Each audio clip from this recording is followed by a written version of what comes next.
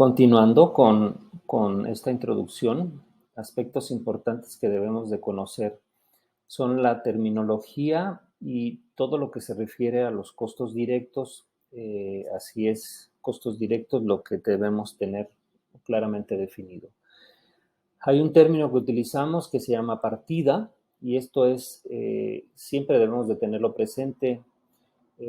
¿A qué estamos hablando? Es hablar el mismo idioma. Si estamos hablando de presupuestos, cuando escuchamos la palabra partida, quiere decir que es la agrupación de actividades relacionadas entre sí al ser partes de una etapa de la obra. Por ejemplo, hay partidas que así las llamaríamos partida de cimentación. Bueno, en esa partida de cimentación voy a poner todas las actividades, voy a agrupar todas las actividades necesarias para construir la cimentación, que pueden estar, por ejemplo, la excavación, la fabricación de la plantilla, la cimentación de zapatas corridas, o las zapatas aisladas, las dalas de desplante, anclajes de castillo, la impermeabilización, el relleno, en fin, todas las actividades que van involucradas en la partida de cimentación.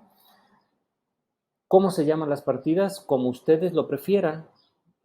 Yo pongo ese ejemplo, pero ustedes pueden ponerle preliminares y cimentación. No hay un orden, no hay algo específico. El chiste de todo esto es que quede de manera clara para ustedes que en esa partida, ¿qué es lo que van a agrupar? Otro ejemplo, partida de instalación hidráulica. Obviamente voy a meter ahí todo lo que incluya la partida de instalación hidráulica. Entonces, siempre hay que desglosarlo de esa manera. Entonces, escuchamos la palabra partida, no quiere decir que vamos a hablar de una partida de ajedrez, una partida de otra cosa. A esto nos referimos cuando hablamos de partida. Otro término que es necesario que entendamos y sepamos a lo que se refiere es el de precio unitario. Y yo lo describo así, que es la actividad o un concepto que tiene una unidad de medida definida. Ahí les va, precio unitario. Cuando yo hablo precio unitario, lo relaciono directamente con qué es una actividad. Por ejemplo, la fabricación de plantilla.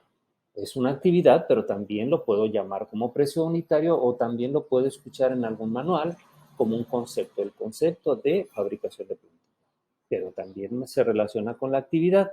Bueno, cualquiera de ellos es un precio unitario y debe de tener siempre una unidad definida para medirlo, para pagarlo, para presupuestarlo. Metro, metro cuadrado, metro cúbico, pieza, lote, la unidad que ustedes quieran, pero para poderlo identificar. Ejemplo, la plantilla, volvemos. La plantilla lo ideal es que lo cuantifiquemos, lo presupuestemos o lo paguemos por metro cuadrado. Un aplanado de un muro, lo ideal es que lo cuantifiquemos o lo presupuestemos en metro cuadrado. ¿Qué vamos a cuantificar, por ejemplo, en pieza? La fabricación de o el suministro y colocación de un tinaco por pieza. En fin, tenemos que estarlo relacionando y trabajando de esta manera.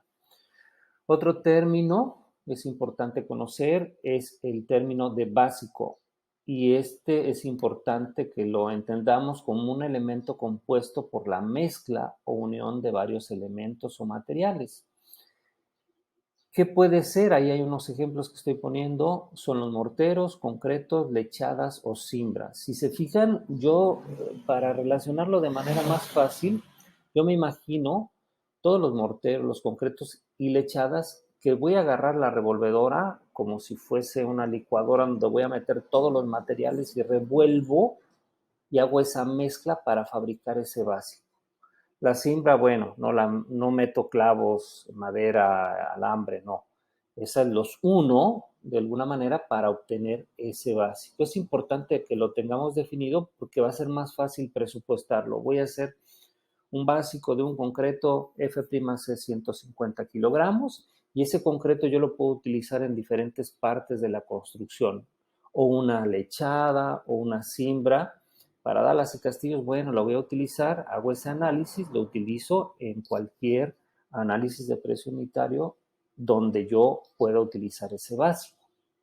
Otro término importante, Otra palabra importante que debemos de aprender son lo que significa la cuadrilla, y es la agrupación de personal que ejecutan una actividad en común. Por ejemplo, eh, hay cuadrillas de carpintero más su ayudante. Yo ahí pongo, por ejemplo, un ejemplo, cuadrilla 1, que es un albañil, un oficial de albañilería más un peón. Puedo tener la cuadrilla 2 de un pintor más un ayudante, un carpintero de obra negra más su ayudante de carpintero. Los estoy agrupando porque normalmente en la obra así es como trabajan. Normalmente en los manuales así voy a encontrar los rendimientos, cuántos metros cuadrados de cimbra me van a fabricar en un jornal la cuadrilla de carpintero y ayudante, cuántos metros cuadrados va a pintar el pintor con su cuadrilla de pintor y ayudante en un día. En fin, es importante tenerlos agrupados. Son muy pocas actividades donde no van a trabajar de manera agrupada. Por ejemplo, una actividad donde no necesitamos que trabajen de manera conjunta es en la excavación. En la excavación, si la realizamos a mano, bueno, vamos a poner solamente a un peón a que haga ese trabajo. Otro término muy sencillo, ¿a qué nos referimos con un material? También podemos llamarlo insumo, y es cualquier material o insumo que intervienen directamente en el concepto o precio unitario. El material del cemento, que tiene su unidad de medida, o cualquier otro que tiene unidades de medida de kilogramo, tonelada, pieza, metro cuadrado, metro cúbico. Materiales, estamos hablando también de insumos.